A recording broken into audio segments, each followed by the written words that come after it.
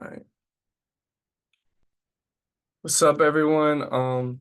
Today we're gonna be having a episode more in a conversation style. Today we have somebody I met through Twitter. He is a producer. He's the co-founder of a Twitter space called The Listening Room. Um, Today we have Andrew Donovan. What's up, man? Yep. What's up, man? How you doing, man? Um, Thanks for introducing me. yeah, did I get that wrong? Is it the No, it's the all good. Listening That's Room? perfect. That's a Twitter space. Yeah, that's a Yeah. Twitter space. Yeah. I saw it a couple times and I think I've joined a couple times, but I don't fully know what it's all about. So could you talk a little bit about what you're doing with that? Yeah.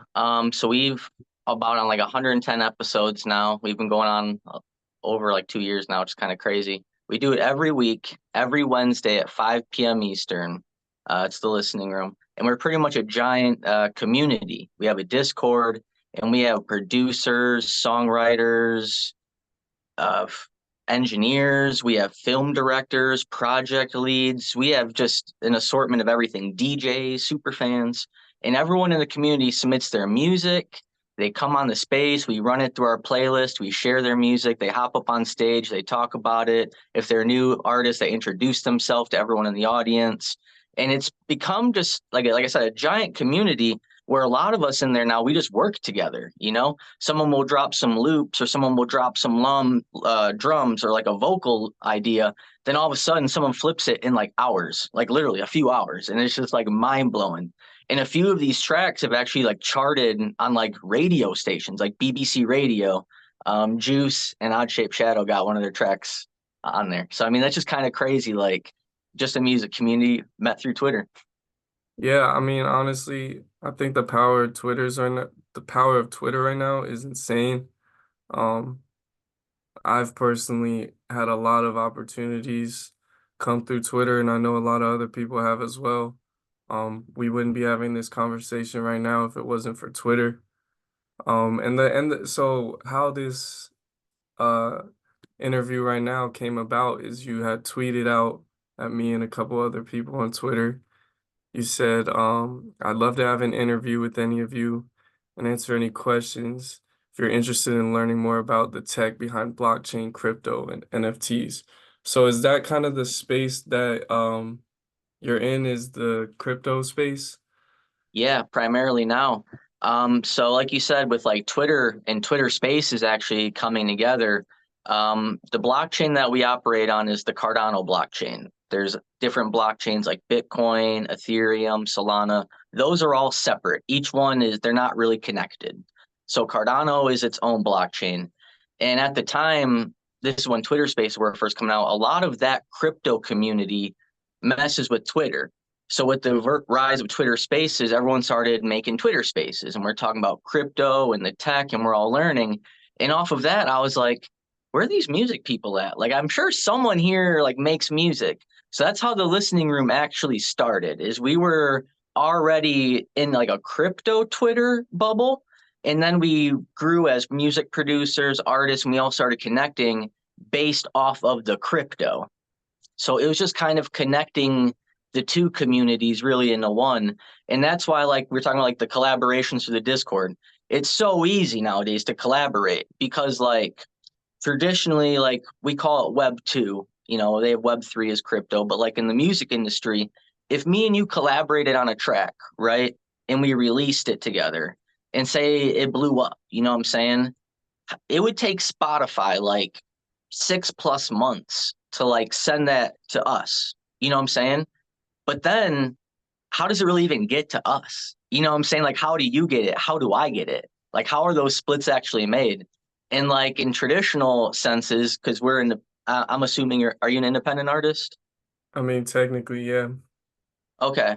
If we were on like a record label, right? Say if we were in the studio having a session at like a record label and that's how the record got sent, Spotify would send the money to the label, and then it'd be up to the label to split it to us. If that was even in our agreement, you know what I'm saying? If it wasn't just like a one-time payment. So with this crypto, I know that was kind of like a larger breakdown, but with this crypto, if we released a track together as an NFT, and all an NFT is, it's just like a digital token. It's a digital collectible. It's the best way to look at it because people, Non-fungible token. right, it's just a digital collectible. And we release that. We could say, all right, we have this super exclusive limited edition digital collectible, us coming together and making a track. Say we drop 50 of them, say we drop 10 of them. Doesn't even matter. People can then buy that digital token with this digital currency, right? And then because we can program our wallets in that data, every time that token gets purchased, depending on our agreement, I'll just do 50-50. It's just the best type of business. 50% of that sale goes to your wallet, 50% of that sale goes to my wallet.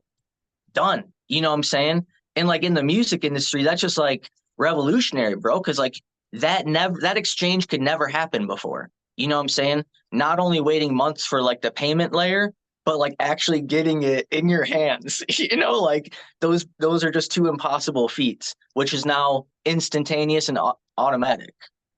Yeah, which I agree totally. The only challenge, I was about to say problem, but I'll switch that word to challenge. The only challenge I see with that is it requires enough consumers to be using crypto. So it's like Spotify has a good bandwidth of people. I mean, Spotify is the number one platform, I'm fairly positive. And then you have Apple Music, YouTube, and everything. Um, but they have, you know, Spotify, I'm pretty sure has almost a billion users. And so when you look at all those users, that's what makes Spotify so big. So I think that the switch to crypto is the most efficient, obviously, and you just broke that down. And I'm sure there's even a lot more reasons that you can go into and why it's more efficient and everything like that. But to really make it work in a way that's just becomes one of the competitors within this space, like to be as big as Spotify, Apple Music, like to be as influential, it takes enough consumers that are investing in crypto or that are willing to go just buy your album with crypto. And so I think then the conversation is like, how can we get there? And I think it's not an overnight thing, but through like promotion, like just keep having these types of conversations and promoting uh just information around crypto, we can hopefully get more people on board with just spending money in that way. Because as of right now, I think as well, just making crypto easier to access for the average person over time would be easier because to go listen to a song on Spotify, you might have to put your credit card details in and then just press play. It's not very complicated. And I mean, to someone who understands how crypto works, it's not as complicated as when you first start. But I think for someone who just, they might just hear, oh, I can buy this album with crypto. And then it's like, well, how do I get crypto? Now you got to get an app. You might have to transfer funds through different wallets. And I think if we could simplify that process over time, possibly, we could definitely get like more of the average person or average listener involved in the process. But I've been studying and just investing in crypto for a couple years now. I mean, I'm not an expert on the matter. I've been studying the blockchain and everything like that. But what I don't understand or not understand, what I just would like to learn more about is how that can merge with music. So, is there anything you could say on that in terms of just how, and I know you just kind of talked about it, but just going deeper into that concept, like how can music and crypto merge together and how can that change the world in a sense? Right. Okay, so off the top of my head, there's like four things that just pop in, so I can't get too carried away. I You're don't want good, to man. stray away. I don't want to stray away from the point that you made about how it is a little complicated right now. You know what I'm saying? And shout out DJ Payne. I was tweeting back and forth with him, I was and about to mention one of his what something he said about it, but continue. yeah. And also, if you're like a crypto bro watching this, stop being a dick. All right. You don't have to be an asshole to people online. Just straight up. You're not going to get your point across by just being like, meh, meh, meh, meh. Have a conversation with people, man. For real. Lighten up. Literally. Literally. But I was telling DJ Payne, I said, like, you're right, man. It's very complicated right now, and there are way too many steps. There's a lot of companies working on a lot of solutions, and they're kind of already there or close enough. Like there's already payment, credit card payment where you can buy these collectibles with a credit card. You know what I'm saying?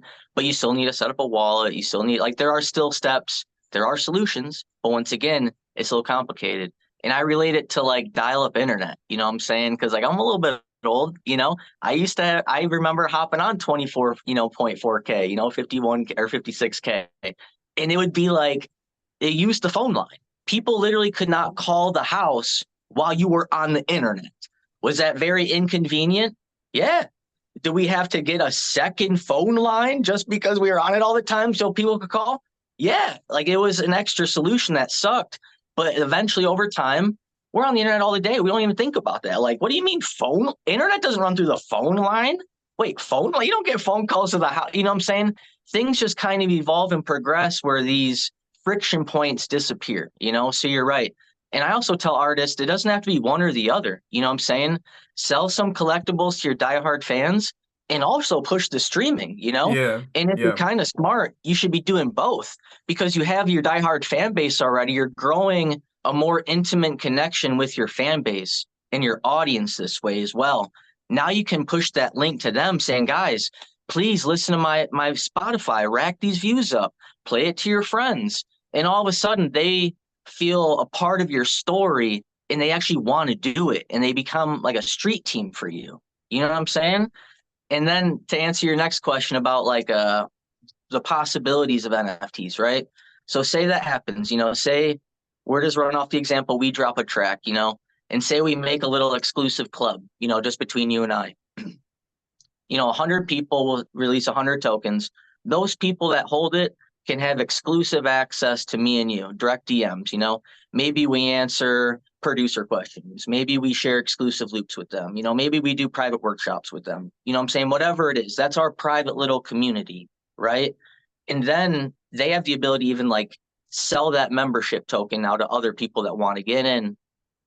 That's kind of like, I'm not trying to go too deep with it, but it's like that's what these like digital collectibles and tokens allow for like the fan and the creator. Is like you can provide additional value more than music, then they're able to resell that for whatever and you still get royalties off it, all that type of stuff.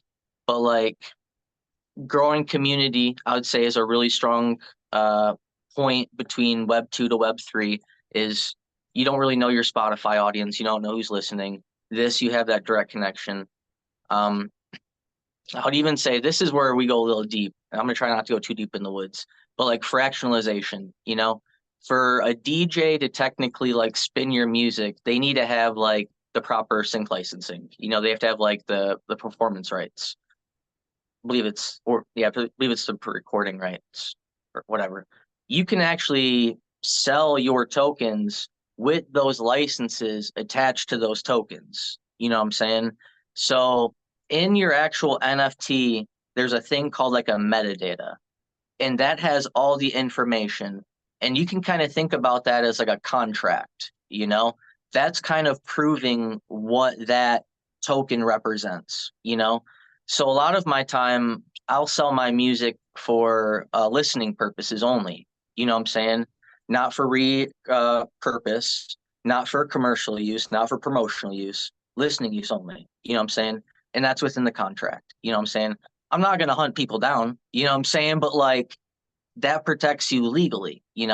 But if I wanted to sell maybe that beat, you know what I'm saying, like to ESPN, you could put that into a digital contract represented as that token and mint that on the blockchain where I can say from this date to this date, this holder has exclusive promotional use to use this beat however they see fit.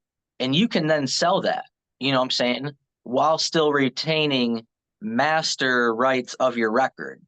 You know what I'm saying? Not trying to go too deep into it, but having IP control as an independent artist is also what the blockchain like empowers. well, that's essentially just the same concept of what you put in your contract, except this contract is digitally stored in the metadata of the token. Am I right? Correct. Yeah.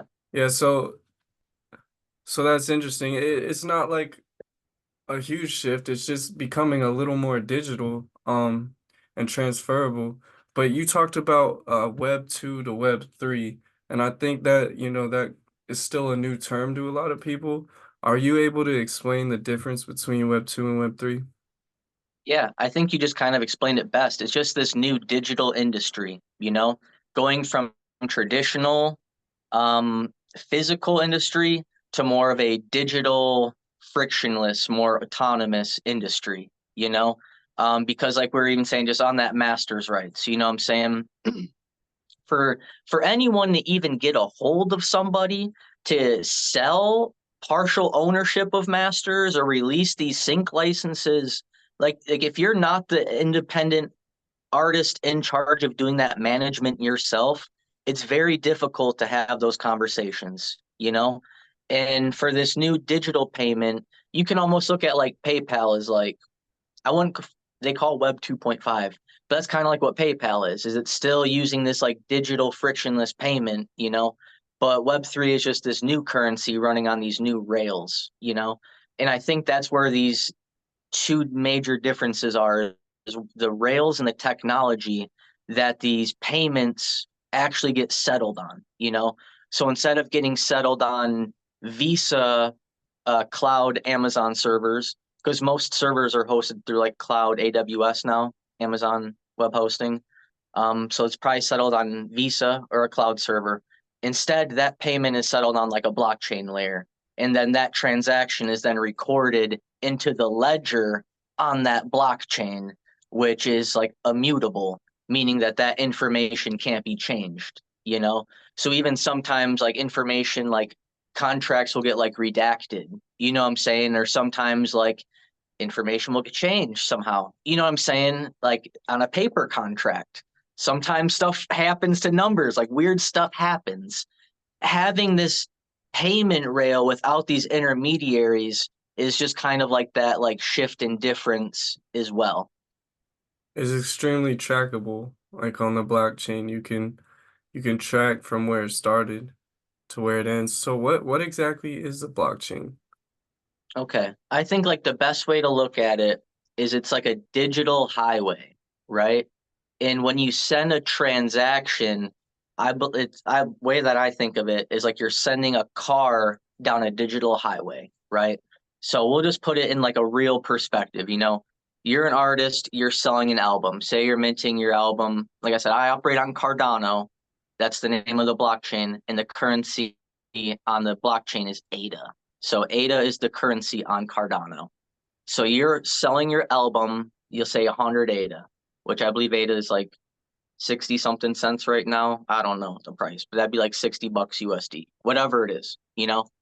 I have that cryptocurrency in my wallet. It's in my possession. I'm sending that to you because I want to mint your token. So I send my car down the digital highway to your address. They knock on the door. Hey, here's my money. You hand me the album. It drives back to my car, from the car back to my wallet. And now I actually have that digital token. You know what I'm saying? And you have the currency that I sent to my car. And pretty much during that automatic handshake, in like how you do your mint, like the language, it's pretty much like, hey, do you have the correct amount of currency? Yes, I have the correct amount of currency. Okay, exchange. Then it happens back. You know what I'm saying? Yeah, that's that like the highway perspective. I don't know if that's a common way to look at it, but I haven't really heard anybody say it that way. Um, it's really interesting. I just think that crypto isn't necessarily new, but it's not old either. Um, Right.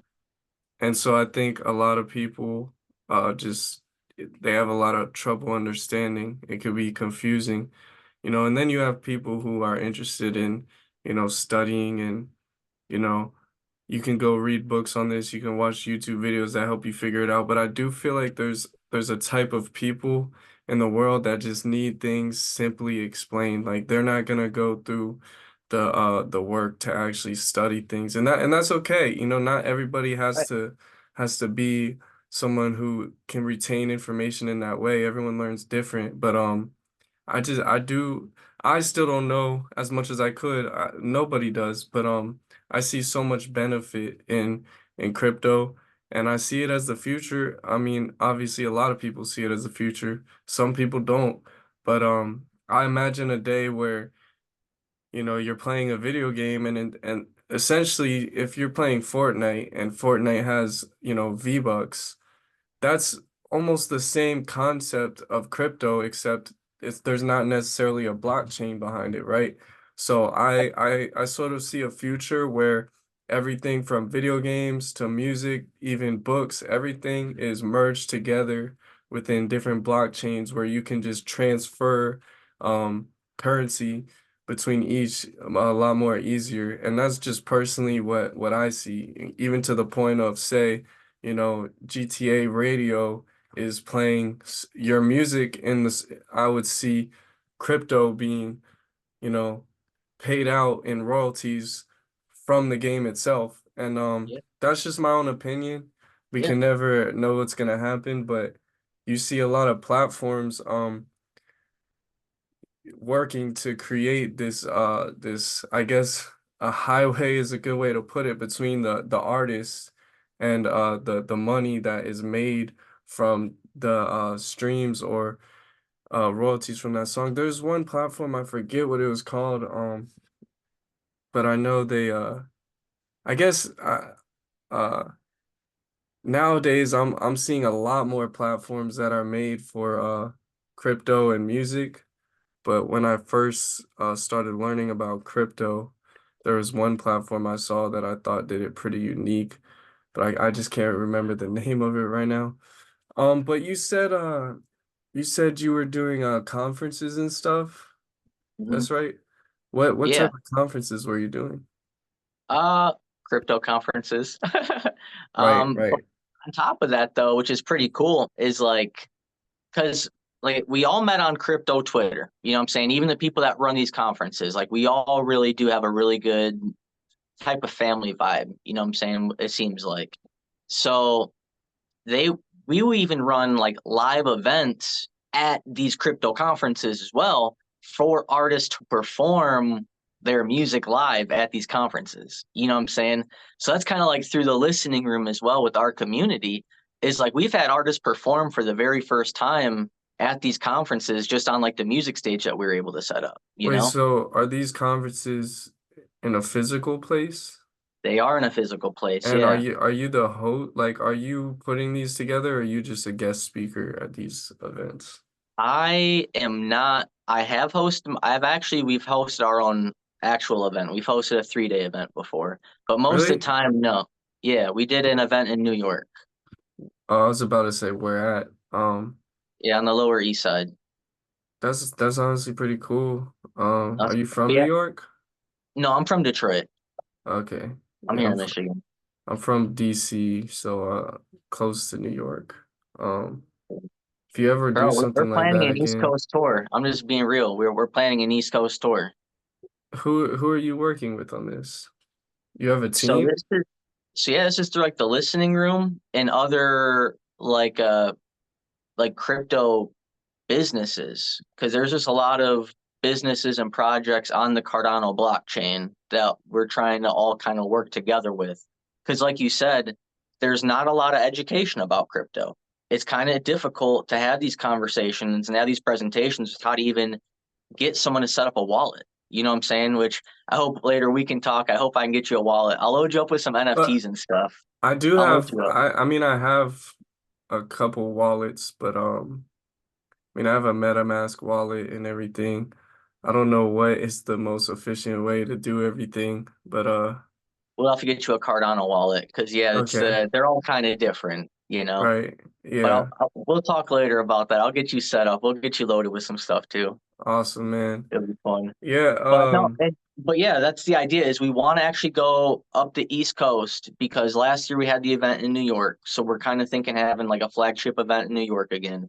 But we want to go up the East Coast, hit college campuses along the way, give these kind of educational talks and presentations at either campuses or venues, and then do live education afterwards, and then open up to sell merch and that type of deal, and kind of travel up to New York to lead to the major event, you know? no, that's really cool, honestly. Um, that's really cool. That's really cool. I've always wanted to start hosting my own events. I just haven't fully figured out the type of style I want to do. Um, but what made you just decide that you wanted to be an educator, I guess? Like if you're showing up at these conferences and you're actually speaking your mind in some form, you're passionate about educating people. Like was Yeah. that just kind of always how you were, or did over time did you just you Uh, realized you had a lot of knowledge and you wanted to share it? yeah, I would definitely say over time. I've always been kind of like the quiet guy. I've always kind of just like sat in the background, which is weird because I've also been a leader at the same time. It's kind of like a trait of mine as well. But it's like I used to only just like take the reins when I saw the ship was about to hit an iceberg. And it's like, we gotta go this way real quick. You know what I'm saying? But I was always kind of like quiet in the background. And then I just kind of got natural being in that like position. And a lot more people just kind of like encouraged me to be there.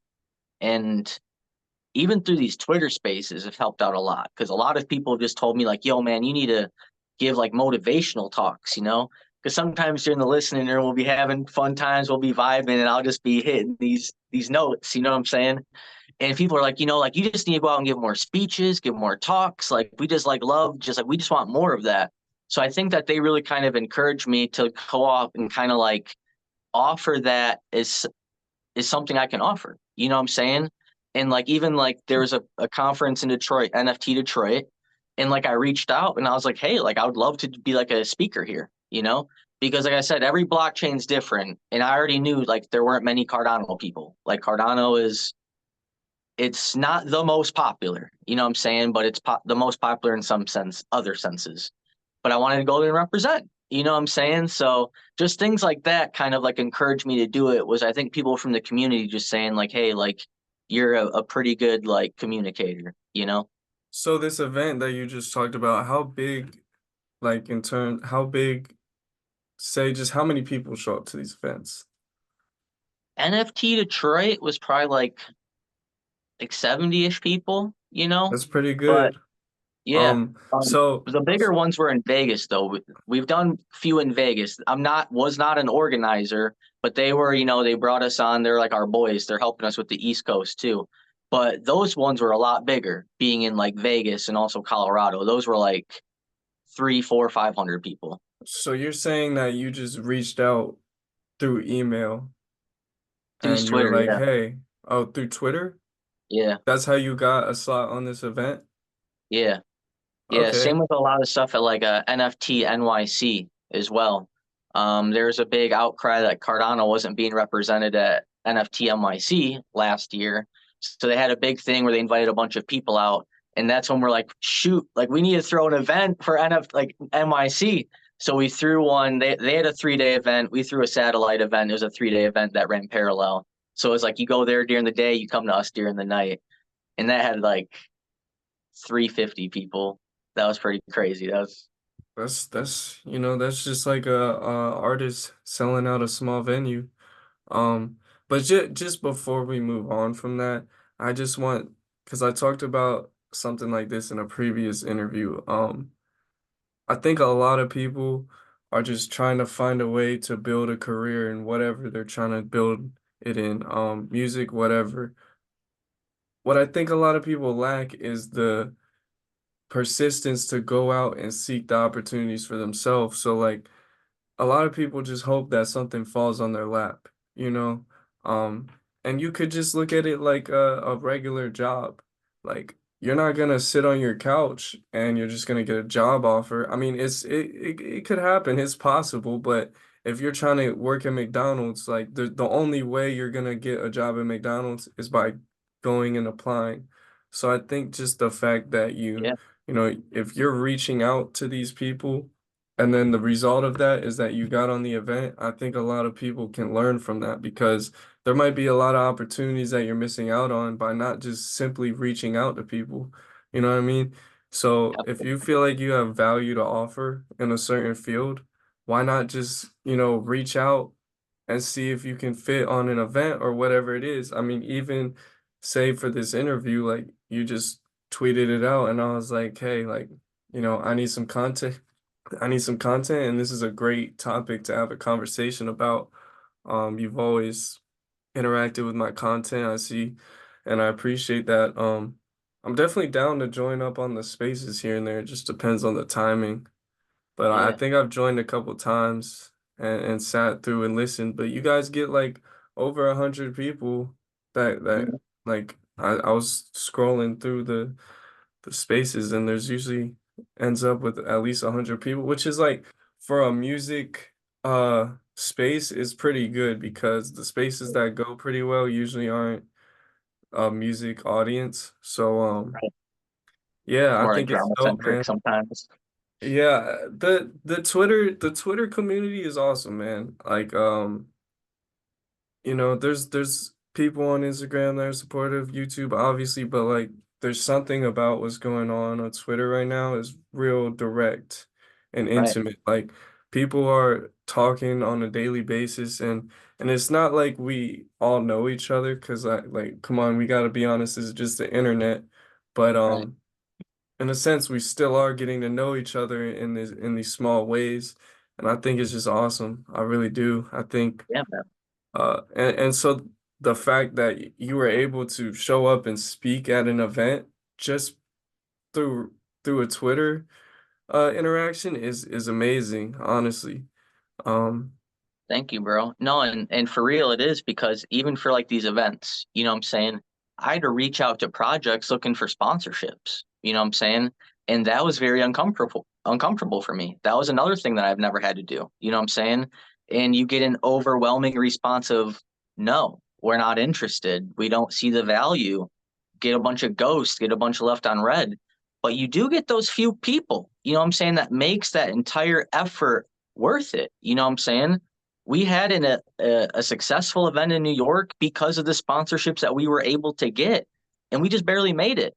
But sometimes, like, that's just how it goes. You know what I'm saying? We were happy enough to be able to do what we did. But like you said, like, shout out my boy Jarhead. We talk about this all the time. It's called the degrees of separation. You know what I'm saying? Where back in the day, I'll use Snoop Dogg as an example. You know what I'm saying? Back in the day, I would have never been able to get in touch with Snoop Dogg. You know what I'm saying? How? How? You know what I'm saying? Am I gonna mail him a letter? He ain't not reading the letters.